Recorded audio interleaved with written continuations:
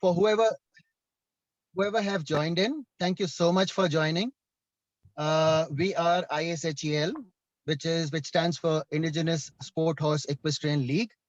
So we work for the promotion of the indigenous horses into the modern day equestrian sport. However, it's not only the concept is not only related to the indigenous horses, but equestrianism as such. So there's a lot of concepts that we miss out there in basically in India when it comes to the education around the horses, starting from stabling, horse management, basics of riding, and so on and so forth. So as ISHEL, we are having the whole year as a Swochsav, the festival of horses, and within which we are bringing good conversations with knowledgeable people from the equestrian field, from the domain. And Karan is one such speaker. Karan is my coach as well, and she is also level 2 international coach. She is also an examiner out here in South Africa from level 2 to level 4 of the equestrian education system that's there in the country. And she is she is quite a mind and hand with the horses when it comes to understanding of the horses, when it comes to dealing and connecting with the horses. So Karan, without wasting much time, I would dive down and hand it over to you. You can give an introduction for yourself, and then the questions that we had received, we can start with that when you are ready. But I think we can first start with the general background of connection between the horse and the handler. Yes, great. Thank you. Thank you so much for this opportunity to speak to you guys. Really excited to pass on my knowledge if I can and help where I can. And I've been working with horses from a relatively young age. I started my journey with them at the age of 14, and I did not have formal training until I started my equestrian exams, which was at the age of 21. So up until those first years, I was just basically playing with horses, learning what I could, and just connecting them. And it's not a career that I chose, but it chose me. And the way that I work with my horses is the same as how I work with my students. We all have personalities. We all have things that we need to work through. We have trigger points. We have things that we find easy. We all have different personalities. And not all horses work for all people. And I think the first thing we've got to decide or acknowledge is, you know, I'm struggling with this horse. Is it the right personality for me, or am I the right personality for the horse? And there's nothing wrong in saying no. Actually, this horse would be better off with someone with a different personality. And I think it's recognizing this partnership of who can I work with and who can work with me with regards to the animal, because that's exactly what it is. It is a partnership. We've got to work together as a team. And by focusing on body language of the horses and reading what they are telling us and respecting it and understanding it in the same way that they will read our body language and try and respect it in the best way that they can, it's about communicating and responding to this, this conversation between you and your horse. And one of the questions I noticed on the group was, do horses respond to energy, negative and positive? And the answer is absolutely yes. You can approach the same horse with a different attitude and you'll get a different result. So they live in the moment. And if you want them to change their behavior, you have to look at your own behavior and change that, and they will respond accordingly. Karan, I'll just take a cue over there. I think I missed something important in my introduction of yours to the group. I think that Yes. that would tell the group more about you and perhaps more questions flowing in. Yes. Guys, Karan is also an horseback archer. She's also a horseback archery trainer that requires quite a lot of concentration, quite a lot of balance. You're not holding on to the reins. You have the bows and the arrows in your hand, and the horse is on a gallop where you kind of target and shoot at the targets. So Karan is a horseback archery coach as well. On the other hand, Karan is also leading sessions for physically and mentally challenged people uh, when they come and they ride the horses. And there's a lot of benefits that the physically and mentally challenged people can get from horse riding. And she leads that program at one of the institutions out here called Shumbashaba as well.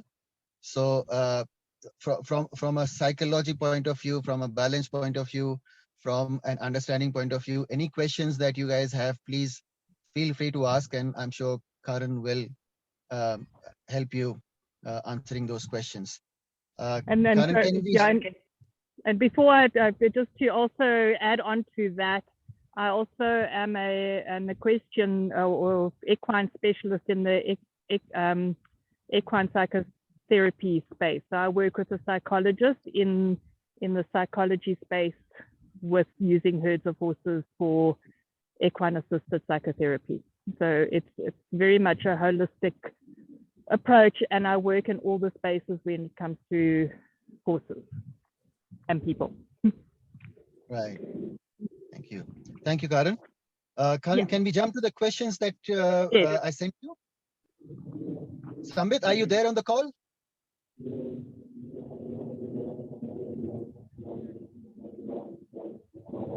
Sambit, I see you on the call. Can you please come off mute? Okay, cool. I think. Yeah, Vimal, hi. Sambit, I would like you to.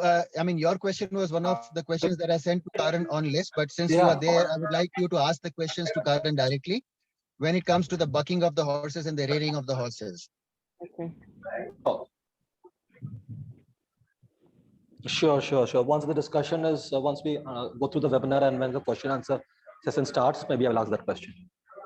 No, we can start with right? the questions directly over here because it's more kind of interactive session that Karan wanted rather than going through a PowerPoint. So we can directly go divulge into the questions. Yeah. Okay. Hey, hi, Karan. This is Sambit here. I'm from Orissa in India. Okay.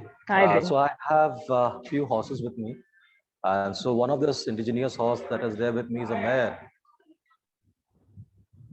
Yeah. So initially, when we used to ride, we'll do 1 or 2 bucks. And she was a normal.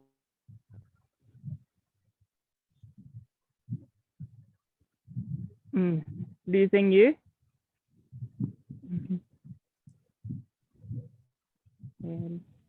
Samir, I think you are having a connection problem as well. So let me carry on with the questions because I know the question exactly. So Karan, Sambit has this horse. She's a mare, and 15 to 20 minutes into riding, she gets into bucking. Right. The initial ride is the initial of start of the ride is okay, but she gets into bucking in about 15-20 minutes, and the rearing as well, I suppose, with the same horse. I shared the video on the group where you are checking Jack's back when the saddle he was not accepting the saddle. Perhaps there is a connection over there. So if you can take that question and answer accordingly. Sure. Yes. So there are reasons why horses will start bucking and rearing, and if it's in the session, so you say she warms up quite fine, and then she starts this behavior. No, ma'am, actually, off late she's just starting directly. Okay. Off late she's starting directly, but when you are lunging the horse, she's all comfortable. She has no problem. When you go near the horse, she's all sweet. She's no problem. Okay. But once you're on, Yes, when you saddle the Okay. horse and you sit on the horse, Yeah. then she tries to, behave Yeah. a little badly. Okay. Perfect. Got it. All right. So there's something missing in her accepting the rider. That's what this is telling me, that she, for some reason, is not accepting the rider. So normally this kind of behavior comes from a fear or pain perception.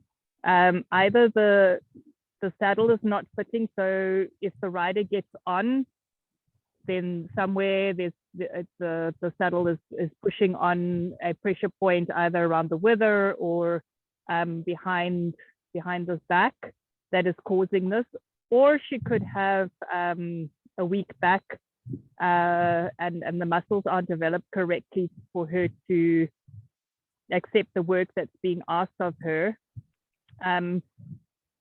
Or it's a bridle a bit situation. I had a horse that was given to me. The owner was going to put her down because when you rode her, if you pulled gently or just slightly on the rein, she used to flip over backwards.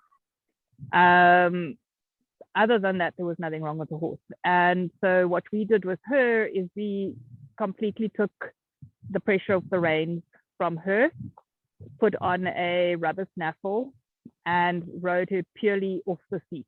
And within 4 months, I was competing on her again. I was doing dressage, jumping. We went to our first show. However, she was a very strong pony, and people are under the impression that, the stronger the horse, the stronger the bit must be, and often that's not the case.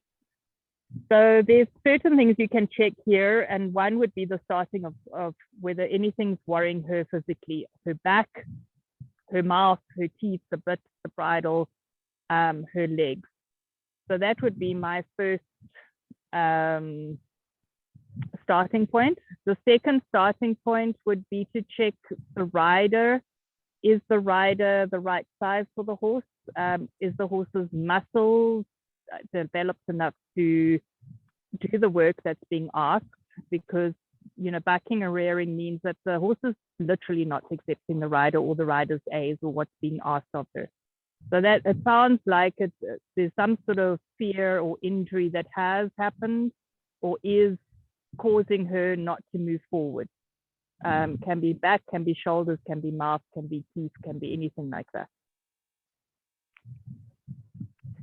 So one thing that you can do is when you're next to the horse, before you get on it, if you take up the reins as if you were riding her from the ground and see how much of that she accepts.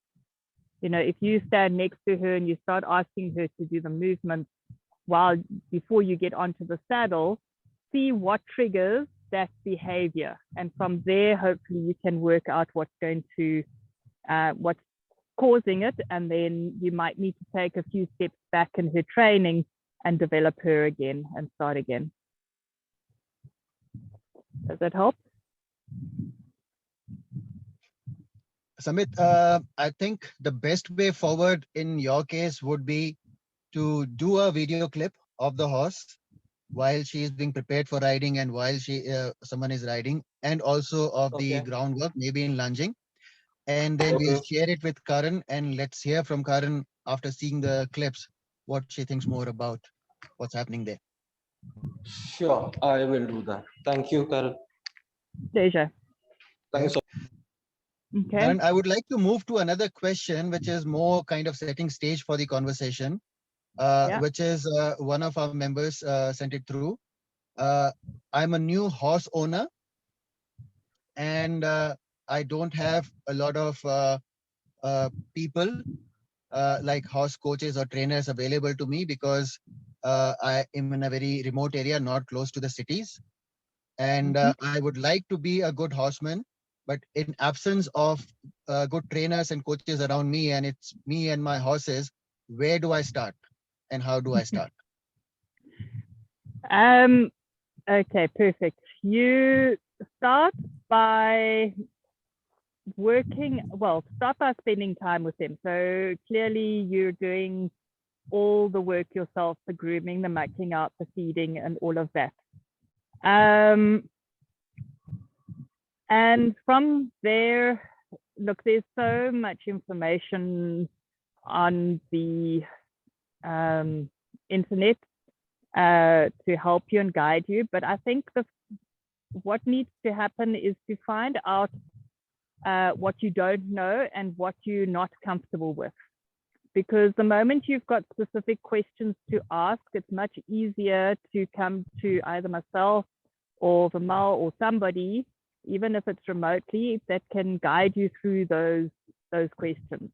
But the more time you spend with the horses, the more you'll understand what your fears are, and you know what you do and don't know. For example, if it's a case of you don't know what kind of bits you need to put in the horse's mouth, then that's an exact conversation that someone can help you with. Or if you don't know whether a saddle is fitting properly, you know, with technology nowadays, we can definitely help you there. If it, you know, my horse doesn't want to lead next to me, how do I get it to lead properly? You know, so I think the more time you spend, and if you, as I say, if you are remote, I'm sure you're doing everything yourself, then you can find the areas where you're not certain of, or areas where you might be scared, because fear is something that we need to work through also with horses before they become behavioral issues. Horses pick up on our fears, and they're like children, and they'll either help you get through your fear, or they will hold it up in your face and torment you with it. So, you know, we've got to be careful of what we're dealing with there. So I think the best way forward there is to have one or two exact questions of what do you need to know right now, and then see how we can help you there. Okay, so if I can summarize that response, if you are a new horse owner and if you've got this one horse, spend as much time as possible understanding the horse and its behavior, rather than thinking of riding the horse and how soon to ride the horse. And then from there, one thing at a time, I think, connect with the right people, even if it is online telephonic conversations, and, you know, take one step at a time kind of an approach. Correct? Yeah, absolutely. Yeah. Yeah. Okay, Karan, how important is it to not fear the horse? No, it's very important. You can't let you can't let your fears be shown. So it is very important not to show fear or not to be fearful. It's as much as it's important not to have arrogance when you're working with your horses, because the two, fear and arrogance, goes very hand in hand. So you want to, and the thing about horses is they, like dogs or anything, or children even, they know how to push our buttons, they know how to trigger us. So the moment you start feeling that you are afraid, for example, that video with Jake that you shared on the group, where he was getting all antsy and being a complete idiot.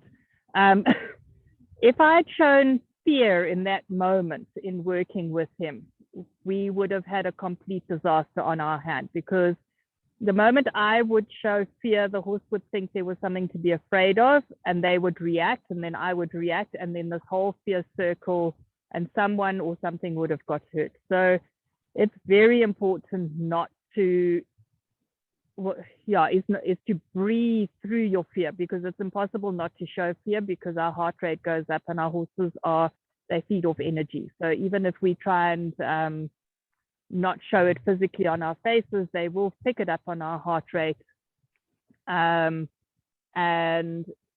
so you want to breathe through fear. I use a lot of breath work when I work with horses, whether to shivvy them up to get them to go faster, or whether it's to calm them down. So be aware of what your breathing's doing, because it will calm not only your horse down, but yourself down. So it's very important not to get into a fear cycle with your horse. Karan, again, I'll harp on one of the words that you used over here. And Yeah. I've been in many of the coaching sessions, shadowing you or even riding when you are coaching. And one of the things you promptly tell the riders is breathe, breathe, breathe. And I do agree, because I have done it myself. You stop breathing because you're thinking so much that your breathing goes haywire. So Yeah. how important is that rhythmic breathing when you are actually riding, or even in front of the horse or close by the horse? It's very important. It's so important. The thing is that if you're sitting on your horse and you hold your breath, your horse will also hold its breath because it's thinking there's something to be fearful of. So we need to control our own breathing, and by doing that, we can control the horse's response and reaction to us. A horse needs to feel safe between the horse's legs and reins. You need to be their safe place. They're taking their cue from you. It's not the case that your horse must make you feel brave. You need to make the horse feel that it's safe and it's okay to go. And breathing is very important. I mean, any exercise that you do, you can't do it without breathing. Yeah, that's the same with riding. Thank you, Karan. Vinitya, you have a question. You raised your hand. Yeah, I do have one question. Recently somebody contacted me saying that my horse, he has a very young horse, like 3.5, 4-year-old horse, and the guy is very new in horses.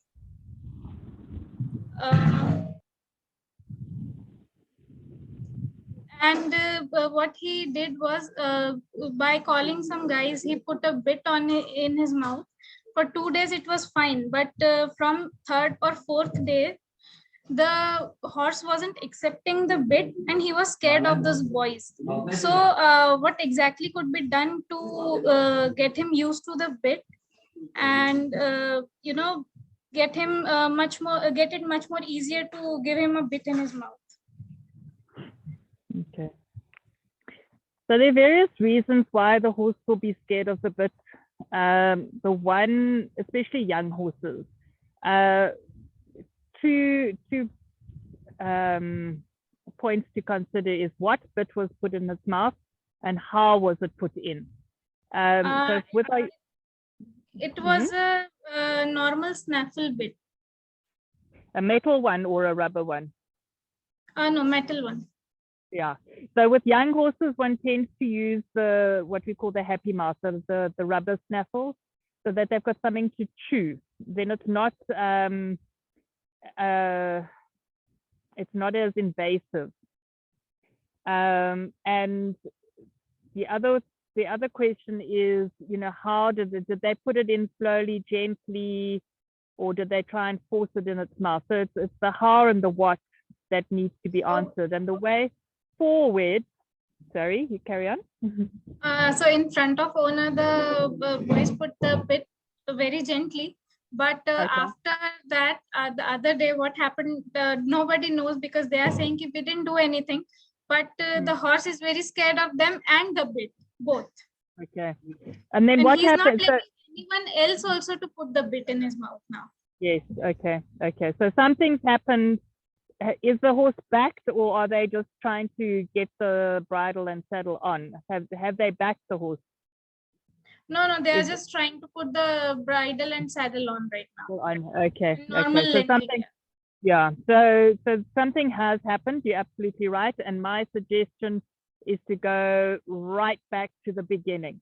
So don't even try and put the bridle on or put a bit in his mouth.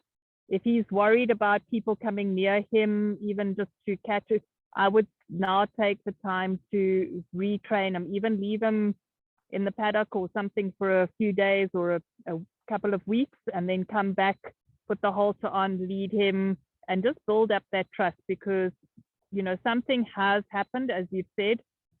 Maybe somebody pulled the reins by mistake and hurt him. You don't know.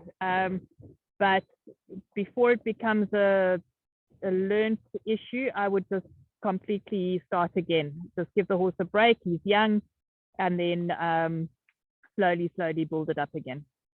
And if possible, I know that it's not always possible to get different kinds of bits and maybe something more appropriate, but if you can find something that's a little bit gentler than a metal snaffle, then try him with that.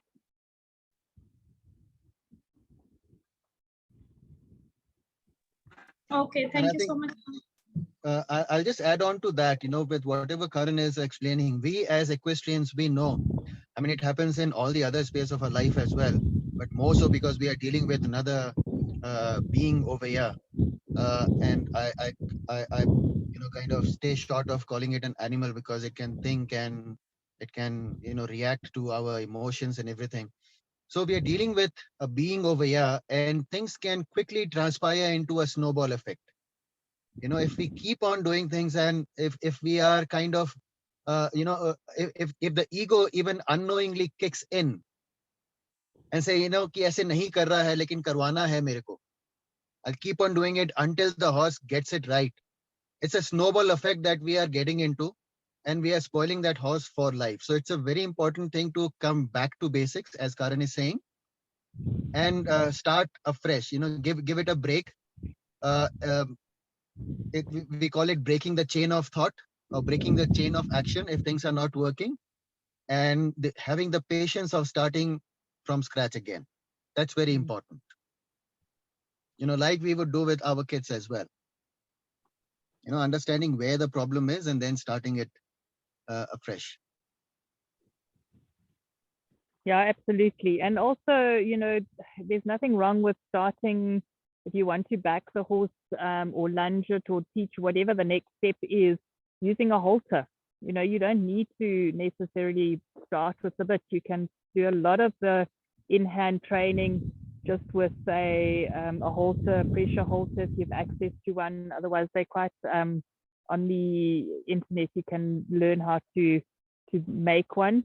And yeah, I would really just give them a break and then start afresh, definitely. Absolutely. Thank you so much, ma'am. Pleasure. Karan, before I forget, I would like to ask this question, and I think this question is very important, especially in the backdrop that we are in India, the club scene and everything.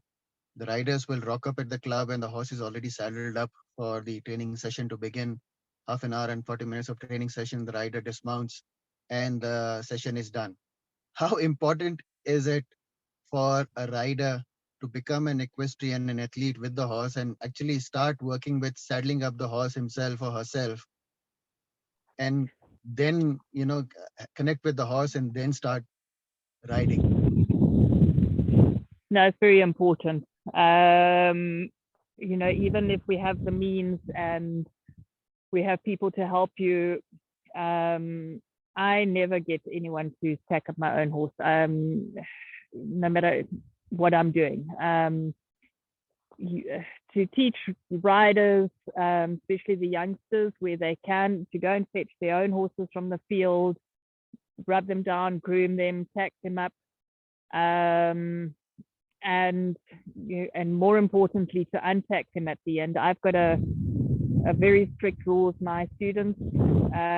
They get off their horse and they go and run for water. It's like, I don't care that you're thirsty. I don't care that you're hungry. You first sort out your horse. Your needs come second. It's very important. It's also where you learn different, if there's a change in your horse's behavior, if you're the one tacking it up the whole time and one day you approach him with a saddle and they move away from you, which is unnormal behavior for that horse, you immediately put the saddle down and check the horse's back. The horse is telling you something. But if someone else is always tacking up the horse for you, and then your horse goes badly in the show and you blame this horse and, oh, this horse is stupid, this horse, but he's got a sore back or he's got a sore foot or he's got something and you missed it because you're not involved with preparing it. It is vitally. You also then learn what kind of attitude your horse has on the day. and you're going to a show, and normally your horse is relaxed, but this particular day, something's got him wired. So then you know how to ride it, and you can treat him with respect and with understanding. That's very important. Thank you, Karan. To tell you, the audience, I mean, I coach with Karan. I have been a student with Karan for about 3 years now. The yard that Karan teaches me in is at her place, which is in the countryside. The arena is in a valley, and the horses are right on the sides of the arena, which is like a hill. And there's it's quite bushy and trees and everything. You can't see the horse where the horse is. My routine is to get to the yard first, search for the horse, get it down from the hill to the valley, then tack it up, and then Karan comes for the lesson. So it's quite a tough journey that I have with my lessons with Karan. But I've connected with that horse so nicely that nowadays when I would start my climb on the hill, the horse knows that I'm coming, and with my sounds will make movements which will tell me where the horse is. So it's an amazing thing, how to kind of work with the horse, not only while I'm riding the horse, but throughout, all throughout. It's a life that we are touching for the horse and for ourselves as well. So why not get connected for the life as long as we are there together? Any other questions from the group, or I can move on to the next question? Do we have questions from the group? Any members? Yeah, RC?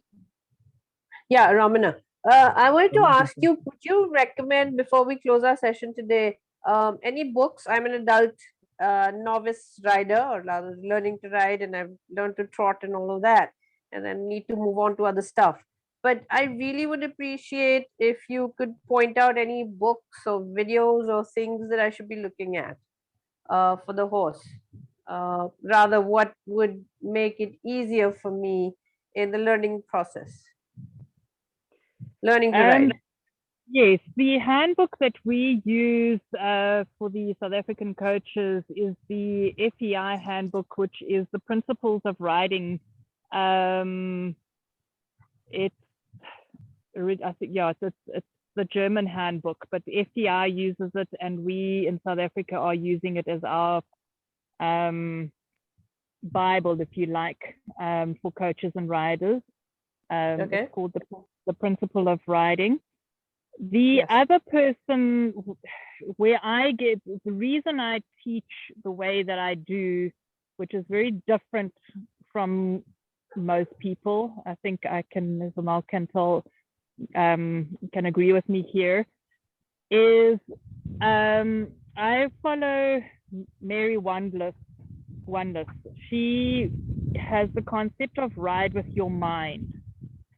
And the reason I like her way of teaching is she explains what the rider must do in order for the horse to do what it's supposed to do. Because if the rider is not in balance, and if the rider can't control or understand their own body, there's no way the horse is going to be able to work underneath you correctly. And she's got lovely videos and things, and she really has gone through the books that you buy started about M. They assume ABC first. Mary starts with ABC. What are we trying to do? How do you do rising trot? What does it mean to do rising trot? What does up down mean? How do we achieve it in our own bodies? So I would, if you can, I would definitely Google her and get some of her information, because it will explain how to use your own individual body to achieve what you want to achieve. Got it. Could you spell her last name for me, please? Wandless, WANLESS,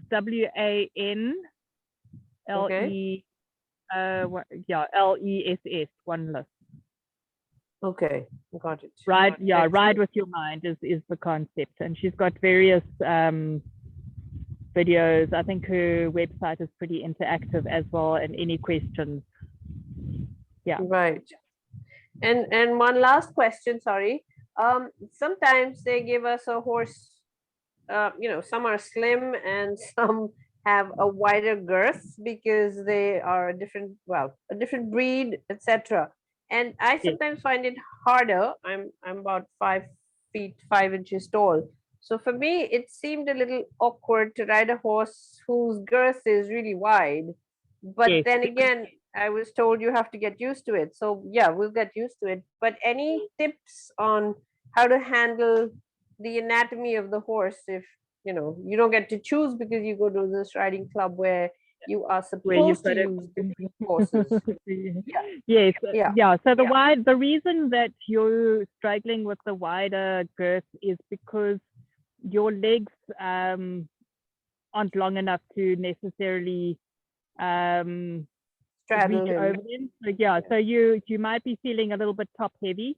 So in other words, what I mean by that is that your upper body is upright and your legs are kind of splayed to the side and you're not feeling balanced. Yeah. One way of getting around that, it also depends on how flexible your hips are.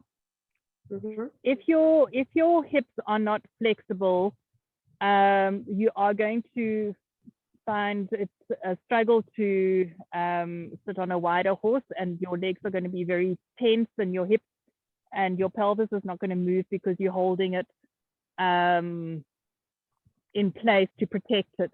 So my suggestion is you can do lunges and exercises to make your hips and pelvis more supple, which might make it easier for you to ride those slightly wider horses. No, I do martial arts, so I'm good with all of that. Okay, so your hips are very flexible. Then it's purely a case of the length of, and also you can also adjust your stirrups. If you're riding a narrow horse, your stirrups will be slightly longer because then you've got length of leg.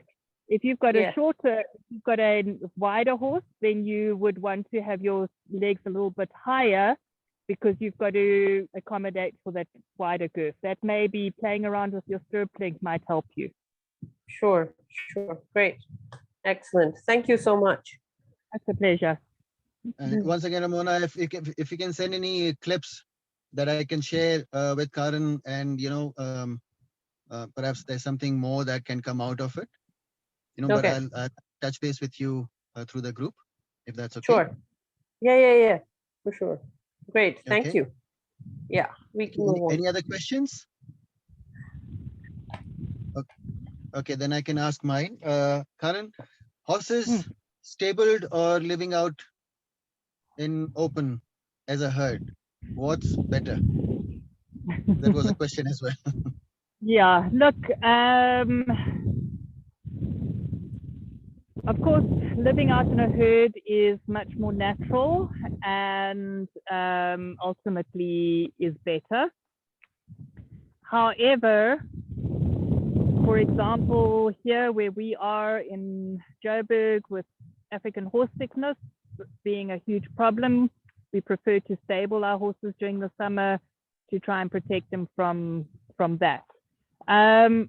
Ideally, yes, if you can keep them living in a herd, it's perfect. If as long as you have a means that if they need individual feeding, that you can do that. So that you've got a place where you can put them, put them in stalls that you can feed them, check them, make sure they're all getting the right kind of food, and then they can go out and live again. I know Daniel in the Cape, who's got the mounted archery facility. He puts nose bags on his horses and he lets them eat their food while they're walking around in the veldt. So my opinion is the more natural you can keep your horses, the better it is for them.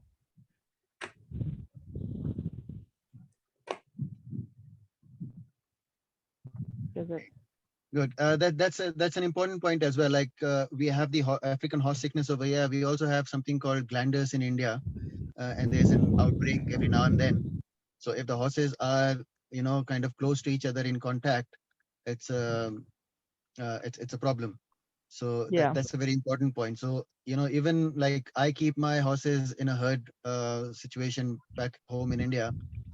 But if there is a slight issue, I have an isolation station for the horses where nothing of that horse gets in touch with the any of the other horses that are there at the stables. So I think that discipline is important. Yeah. So, Karan, the next question is how much should I be riding? And I think it's more because the person who has asked the question does not go to a riding school but owns his own horse, so he can ride the horse at any point in time and for how much so ever that he can exercise the horse. But I think it's a very important question.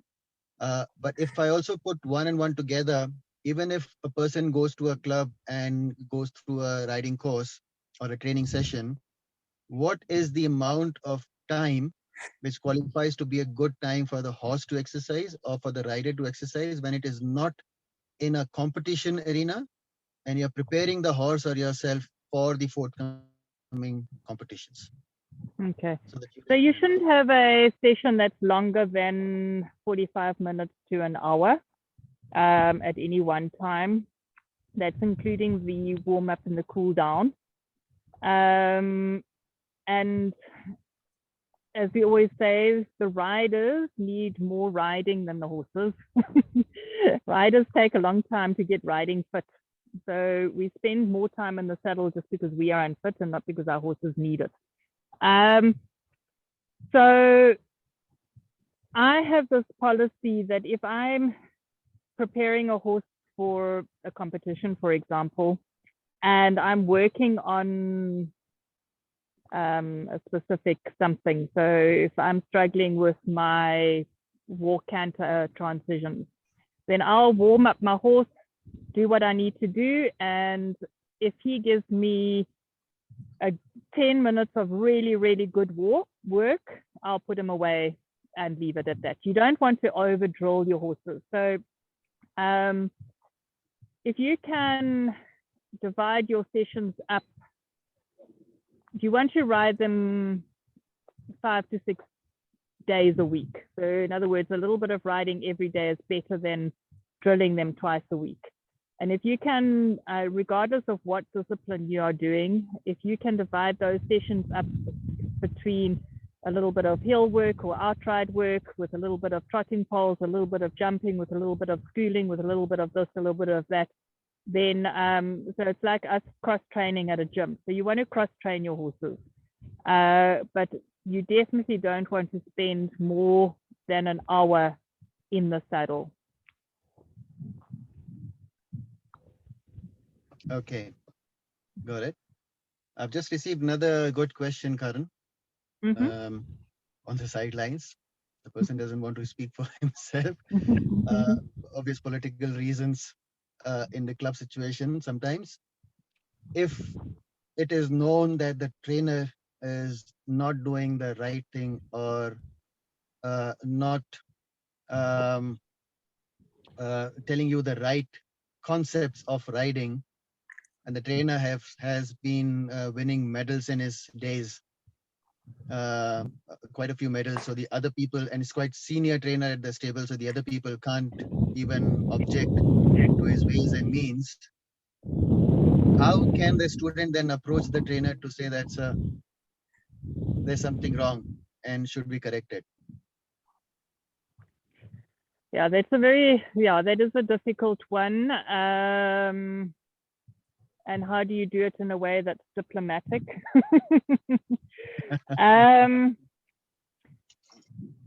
So I'll tell you why. Before you answer, I'll tell you why. Yeah. Most of the trainers in India, even in the good clubs and all, come from an army or a police the military or a paramilitary background.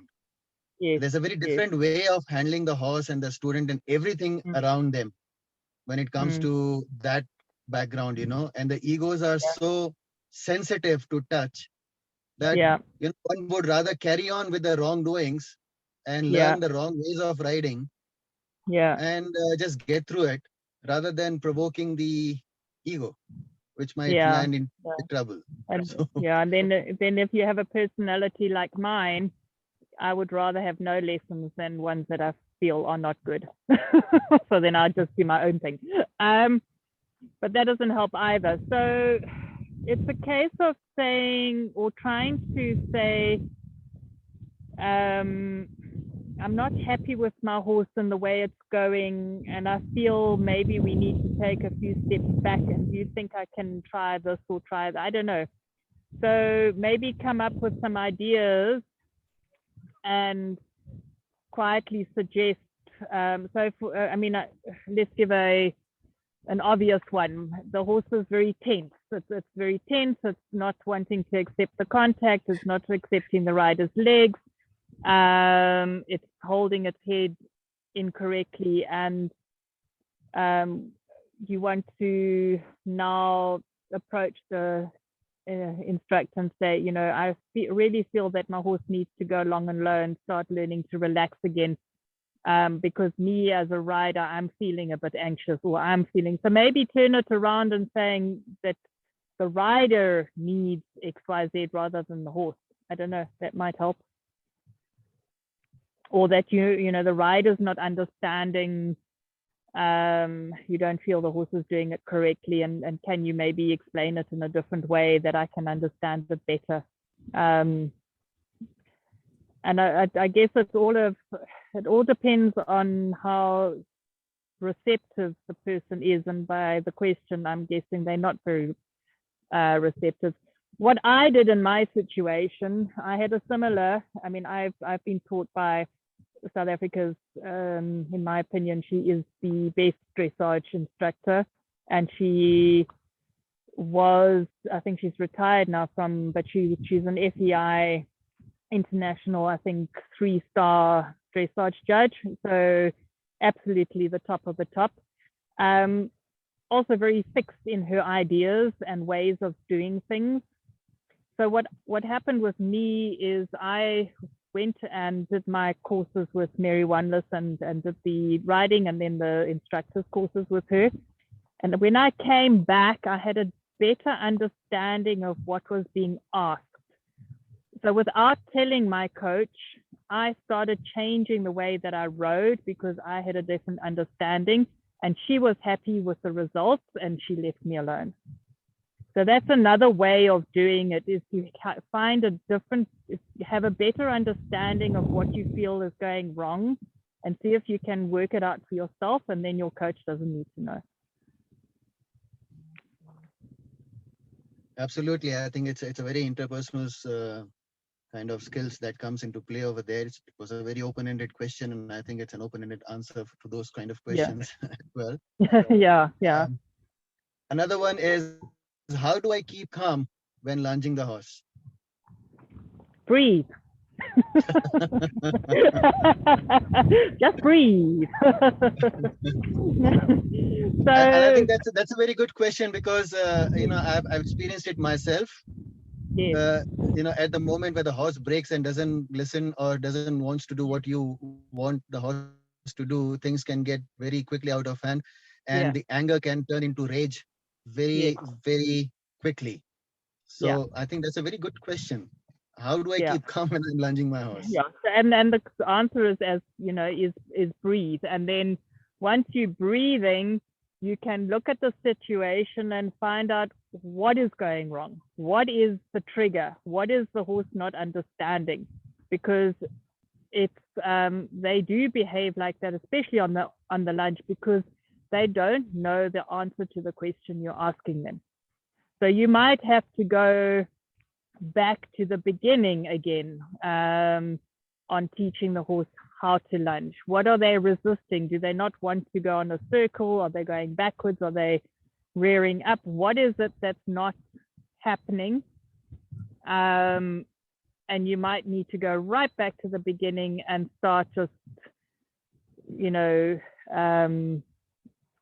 teaching them to lunge again, or sometimes horses that don't want to be lunged, but they do accept long reining. So putting the lunge line on the other side and bringing it behind the horse and kind of pushing them that way. So it all depends on what the situation is. But the first thing is if it's becoming a spiraling into whose ego is better and who is more angry, the horse will always win. They are stronger than us. There is no getting around that, and you will get hurt. So the best thing to do is breathe, literally I close my eyes, take a deep breath, and then allow the horse to do whatever it needs to do, let it all go wrong, and then when I can sort myself out, I go back and fetch the horse from wherever it might have escaped to, and then quietly ask the horse, okay, what is it that you're not understanding, and how can I help you understand that? But also, I think that requires a lot of skill. Before we can start working on a horse, I think it's very important for the person who is wanting to lunge to actually go ahead and take training in lunging and get the concepts of lunging right and gets the meaning of lunging right. And train oneself, educate oneself before anyone starts lunging a horse, because it's not a matter of just, horse going around you on the road. No, going around and square circles. No, it's not called the art of lunging for nothing. It is an art.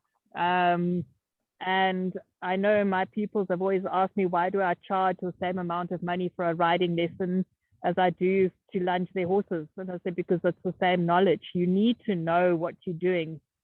Things can go horribly wrong. And lunging it's a tool that you use to train your horse. So you can do a lot of correction on the horse through lunging that you don't necessarily need to do ridden. So you can do a lot of problem solving on the lunge, but you can also do a lot of harm. So you're absolutely right. You need someone to teach you how to lunge correctly.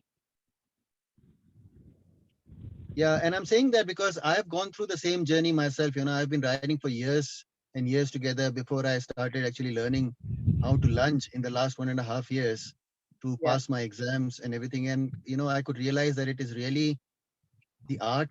It requires patience. It requires knowledge. It requires skills. And I'm sure, most of the people in this conversation who go to these clubs, to coaches and all, I don't think any one of them had a lunging lesson to say that, the coach comes to them to say, no, today we are not riding, we are lunging. Yeah. It's just about getting onto the horse and riding and getting the riding correct.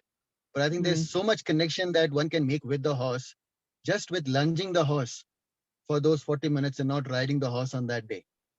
Yeah, no, definitely. And a lot of muscle building, and it gives the horse the break of the rider's weight on it, and it allows them to find their own balance and build up their own muscles. I think with that, I'll go to the next question. Another important question: how do I identify soreness in my horse? How do I know that my horse is sore is another question. Yeah. Well, unless it's obvious that it's lame. So in other words, when you trot it out and it's not walking level, in putting its 4 feet the same weight on each of them. The best way is, as we discussed earlier, is change of behavior. If the horse changes its behavior when you're approaching it to be tacked up, then you are almost guaranteed that there is some sort of soreness going on somewhere. Or if there's like with that horse, the first question, rearing and bucking, that's a clear sign. And probably maybe other signs had been given before the rearing and bucking started that were more subtle but weren't picked up. Like not going forward. If a horse is a forward moving horse and you're riding it and suddenly it gets sticky and it doesn't want to move forward freely like it used to, then you should know that something is going on. So it's being aware of your horse's behavior.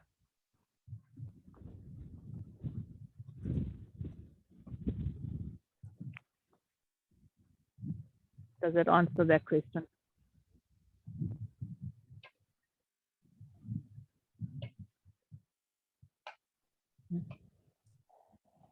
I think you're on mute. Sorry. Yeah. The other question I have is, sorry for that. What is horseback archery? Horseback archery is shooting your bow from a galloping horse. So basically it's archery, but you're sitting on a horse and you galloping down the track and you're shooting at various targets.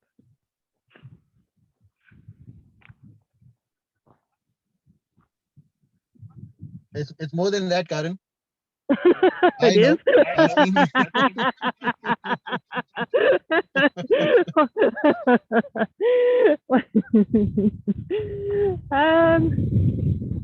How's it more than that? It's I mean that's what the sport is. There's a lot that goes into it. It's about trust and balance, because when you are doing mounted archery, you don't have your reins. Your horse needs to be able to go at a steady pace. That's what I was coming at, Karan. You know, I've seen you galloping on a horse without holding the reins and bows in your hand. So there's a lot to do with the balance on that horse. It does, yeah. So you have to be very secure in your balance. You have to have the strength in your core to be able to allow your hips to move with the horse while it's galloping, and enable your upper body to stay completely still so that you can hold the bow without it bouncing around, that you can nock your arrows while you're galloping. You're doing all of this instinctively. You don't have time to think. It's being completely in tune, feeling your horse, trusting that it's going to stay where you put it, in the pace that you put it. And again, it goes back to, how do you keep calm? You keep calm by breathing. And it goes into,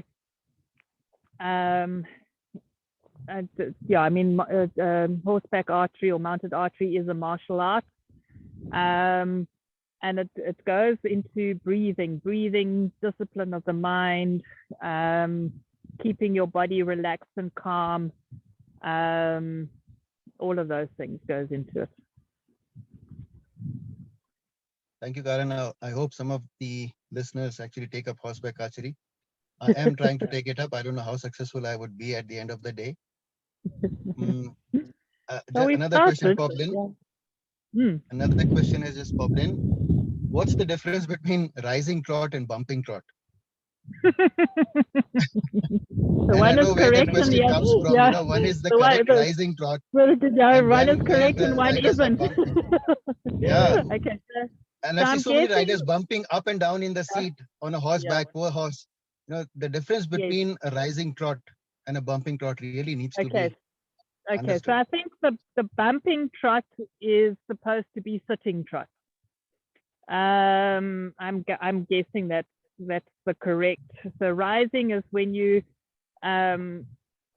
posting, when you are literally bringing your feet out the saddle, your thighs are moving forward, and then you bring yourself back into the saddle. You rise for one beat, you sit for one beat.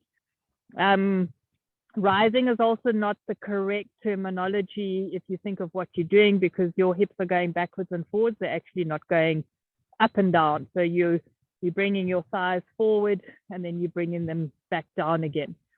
The bumpy trot would be, if I was to interpret that, would be your sitting trot. So the sitting trot is when you are sitting deep and down and relaxed in the horse's back, and your hips are moving with the horse in the same way that if you were cantering, you're sitting deep and down in the saddle and your seat never leaves the saddle.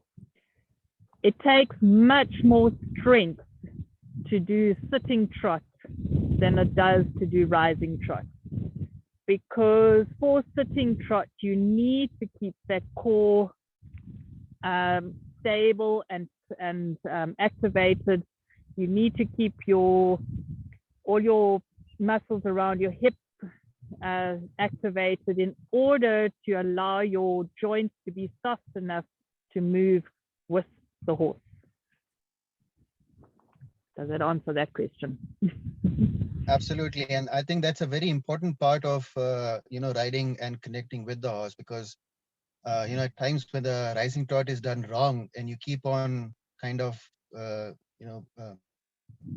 going back into the horse's seat with that thud every time, and it's more your your legs than your core that is doing that. It's quite painful to the horse and the horse's back. So one needs to understand. And then just to go maybe slightly technical, people come to me and say, teach my horse to come on the bit.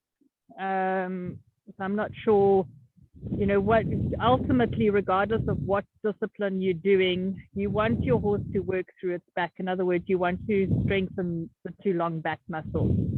And you want them to push with their hind legs and have the forehand free. So if the rider plops onto the back every time they sit, the horse's head will tend to come up, and we call it the horse will then hollow away from the rider. And that's purely because the rider is not giving the horse space to move underneath them. So I have a saying when I teach, the rider has to be in self-carriage before the horse can be in self-carriage. So if the rider can't control their own body isometrically, then they cannot expect the horse to go and be in balance underneath them.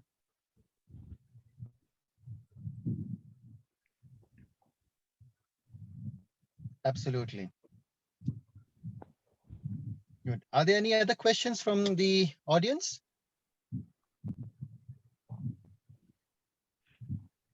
The questions, no hands raised. I think we are close to about an hour and a half. I think these discussions can, kind of branch out to many other discussions. So, Karan, I look forward to have more specific sessions with you and the audience in the future to come, and perhaps for the audience as well to have more and more questions that can be answered, and the other people can hear those questions and kind of learn from other people's queries as well. If anyone doesn't have any other questions or comments, Karan, any closing remarks from you?